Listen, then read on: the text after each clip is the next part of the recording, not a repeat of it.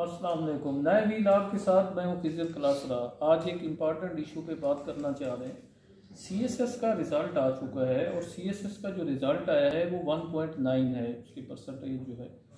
तो उस हवाले से नवीन अहमद हमारे दोस्त हैं, सीनियर सहाफ़ी हैं, ख़ासी नज़र रखते हैं। मैंने कहा कि इस चीज़ को ज़रा डिग आउट किया जाए कि रिज़ल्ट की ये इशू क्यों आ रही है। नवीन, बहुत शुक्रिया आपने वक्त दिया।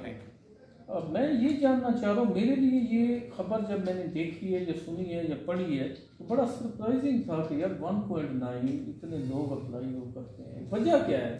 सर ये सबसे पहले तो ये बात है कि ये पहली दफ़ा ऐसे नहीं हो रहा। ये ट्रेंड पिछले कई सालों से इसी तरह चल रहा है। 2% से ऊपर हम नहीं जाते, हमारा क्वालिफिकेशन का रेट है। उसकी सबसे बड़ी मेन वजह यह है कि हमारा लोगों का एक्सप्रेशन का इशू है।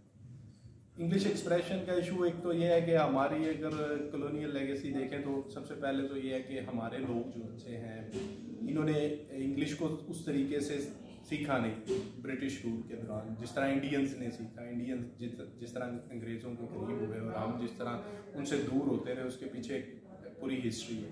तो सबसे पहले तो एक इशू है, अगर आप इंडिया के लोगों को देखेंगे तो उनका राइटिंग का, स्पीकिंग का जो लेवल है वो हमसे नेक्स्ट लेवल पे है। लेकिन हम लोगों का ये प्रॉब्लम है। फिर हमारे एजुकेशन सिस्टम के फ्लॉज हैं, ठीक है। यहाँ पे हम आज तक यही नहीं समझ आती, कहीं उर्दू मीडियम है, कहीं इंग्लिश मीडियम है। सो अब मैक्सिमम लोग जो स्टार्ट लेते हैं, जो अप्लाई कर रहे होते हैं लोग, उनमें उनका जो है ना बड़ा मॉडेस्ट बैकग्राउंड होता है, स्कूल्स का, कॉलेजेस का, फैमिली का। वो मतलब वो बड़े एक हम्बल बैकग्राउंड से होते हैं। उनकी जो स्कूलिंग होती है वो उस लेवल की नहीं होती। तो फिर ऑल ऑफ द सडन वो ग्रेजुएशन लेवल तक भी कोई इतना हमारे मुल्क में आपको नहीं सिखाया जाता। एक सेट पैटर्न पे चीज़ें होती हैं और आपको बाहर फील्ड में जाने को कह दिया जाता है और उसके बाद आप डिग्री लेके फिरते हैं। तो मेजर प्रॉब्लम है इंग्लिश के साथ। इसमें जो 60% पेपर होता है वो इंग्लिश के ऊपर आपका होता है कि आपकी इंग्लिश की कमांड कितनी। फिर इंग्लिश को अगर आप फर्दर उसके ऊपर बात करें तो उसमें सिर्फ कंपोजिशन नहीं है, एक्सप्रेशन नहीं है।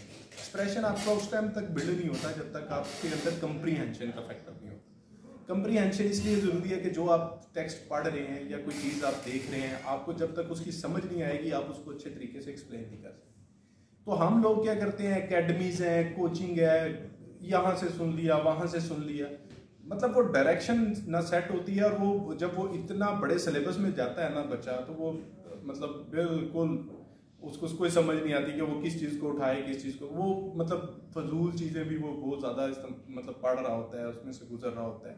तो ये मेजर फैक्टर है। फिर वो आपसे मांग रहे होते हैं कि आप आर्गूमेंट बिल्ड कर सकें। वो आपसे आपको थ्योरीज तो आपको कहते हैं कि आप ये सिलेबस में से ये थ्योरीज पढ़ लें, ये चीज़ें पढ़ लें, ये हिस्ट्री पढ़ लें, लेकिन वो आपको लाते हैं करंट के साथ जोड़ते हैं, करंट सिनेरियोज के साथ जोड़ते हैं। तो जब वो बच्चा थ्योरीज को पढ़ता है और वो करंट सिचुएशन के ऊपर जब सवाल पूछते हैं तो वो उनको अलाइन नहीं कर पाता और वो अच्छे तरीके से एक्सप्लेन नहीं कर पाता। तो मेन चीज़ है कि वो आर्गूमेंट बिल्डिंग असल सारी चीज़ है कि यहाँ पे आपके क्या है। जब तक आपके माइंड में आइडियाज़, क्रिएटिविटी, ये सारी चीज़ें नहीं होंगी ना, आपका माइंड जो है वो।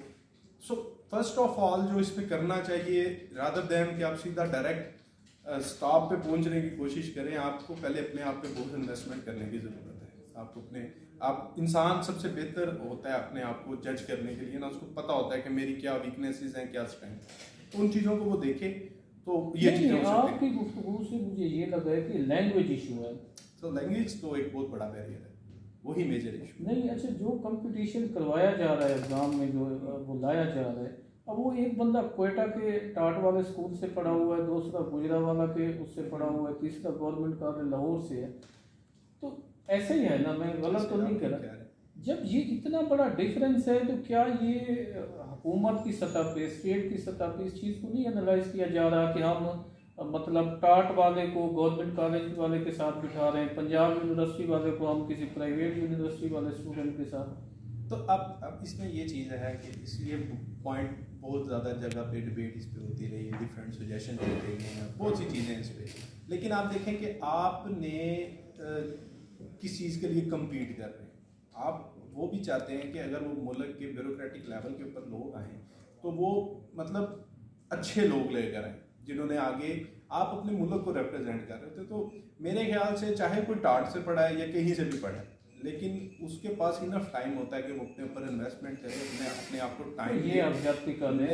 अब आप टाट वाले को अगर गवर्नमेंट कॉलेज वाले के साथ वो कम्पीट करवाएंगे, वो किस तरह सर करेगा? वो फिर नहीं कर आप पाएंगे। ये चीज़ें ऐसी हैं कि ये आप, मैंने पहले कहा कि इसके ऊपर बहुत वेट है, बहुत से सजेशन, लेकिन आपने अब बात करनी है कि करंट सिनेरियो में क्या अच्छा, हो सकता है। एक और मेरा सवाल ले लें। अब तक जो इंग्लिश वाले, अच्छी इंग्लिश वाले इन्होंने मतलब 1.9 फर्स्ट करो इन्होंने वो किया है, अब तक की जो 75 साल सूरत हाल है उसमें जो इंग्लिश दान थे या अच्छी इंग्लिश बोलने लिखने वाले थे, उन्होंने नतीजा क्या दिया है? मुल्क तो दिवालिया तक पहुंच गए, इसकी क्या वजह है? वो फिर आपके आगे सिस्टम के फ्लॉज है। आपने क्या ट्रेडिशन सिस्टम भी तो इन्होंने बनाना सर है। देखिए, आपका सिस्टम सिर्फ रूल्स बेस्ड पे नहीं होता, रूल्स पे नहीं होता। कुछ चीज़ें होती हैं वो कस्टम्स पे चल रही होती हैं, ट्रेडिशंस पे चल रही होती हैं, और मैक्सिमम जो रोल प्ले कर रहा होता है वो आपके कस्टम्स होते हैं और ट्रेडिशन। लाइक आप एक ऑफिस में आते हैं, ठीक है, आप देखते हैं एक ऑफिस का एक कस्टम है कि 1 बजे ब्रेक होनी है तो सारों ने वही काम छोड़ना है और वो पूरी ब्रेक पे चले जाते हैं। तो ये आपका एक कस्टम है। इसी तरह आपकी बहुत सी वर्किंग के अंदर कस्टम और ट्रेडिशंस इन्वॉल्व होते हैं। आपके जो वर्किंग एनवायरनमेंट होता है, जो आपका ऑफिशियल सेटअप होता है, उसमें बहुत सी चीज़ें जो उनसी हैं वो कस्टम और ट्रेडिशंस पे चल रही होती हैं। तो अब अगर हम अपनी ब्यूरोक्रेसी को देखें तो वहाँ पे जो कस्टम और ट्रेडिशंस वर्क्स के साथ इन्वॉल्व हुए हैं, वो उसमें मतलब जो चीज़ ये लेकर आते हैं, जिस माइंडसेट से आते हैं, माइंडसेट इनका रूल करने का होता है। सॉरी टू से शायद ये किसी को ऑफेंड करे ये चीज़, लेकिन मैक्सिमम लोग इस माइंडसेट से आते हैं। वो आते ही इसलिए हैं कि वो पावर लेना चाहते हैं, वो कोई मतलब सर्विस के माइंडसेट से, पब्लिक सर्विस के माइंडसेट से कुछ डिमांड करती है ना, मैं अपनी जात के लिए तो वो करूँ, लेकिन कुछ जो आपकी जिम्मेदारियां हैं वो भी कुछ डिमांड करते हैं। अगर आप लैंग्वेज की बुनियाद पे लोगों को पीछे निकाल दें, हटा दें, उनको वो कर दें, वो भी तो सर मैंने आपको कहा कि ये डिबेटेबल पॉइंट है ये कि इसके ऊपर बहुत से सजेशन है। अगर आप एक बंदा है जो आर्ट्स के बैकग्राउंड से आया हुआ है, उसको आप उठाते हैं और उसको आप लगा देते हैं अकाउंट्स में, सोशल साइंसेज के बंदे को अकाउंट्स वाले सेक्शन उसमें ग्रुप में भेज देते हैं, ये भी कोई इंसाफ? तो ये सिस्टम के फ्लॉज हैं, ये रिजॉल्व हो सकते हैं, इनके ऊपर डिबेट हो सकती है। ये बड़ा लंबा टॉपिक है। तो हमारा मेजर इशू ये है कि आ क्यों नहीं रही, उसके ऊपर मैंने आपको बता दिया कि मेजर इशू क्या है। बाकी बहुत शुक्रिया, आपने वक्त दिया। बेसिक ये है कि ये गुफ्तगू आगे भी चलनी चाहिए, इसके बाद भी होनी चाहिए कि आप टाट वाले को, गवर्नमेंट कॉलेज वाले को, पंजाब यूनिवर्सिटी वाले को, कोयटा या बलूचिस्तान या केपी के किसी दूर दराज इलाके से उसे उठा के उनके साथ बिठा दें और कहें जी ये भी उसी तरह के रिजल्ट दें जिस तरह वो दे रहे हैं। तो ये वो है कि इस पर बात करेंगे, नवील से फ्यूचर भी करेंगे, आज भी की है, तो ताकि कहीं ना कहीं ये चीज़ वो हो। ऐसा ना हो कि लैंग्वेज की बुनियाद पे आप एक अच्छा ऑफिसर जो है या एक अच्छा पढ़ा लिखा बंदा इसलिए निकाल दें क्योंकि इसे इंग्लिश नहीं आती, लैंग्वेज इसकी बैरियर बना के वो कर दें। तो ये आज का वीलॉग था, आप इस पर कमेंट्स कीजिएगा, मज़ीद बात होती रहेगी। बहुत शुक्रिया। Thank you.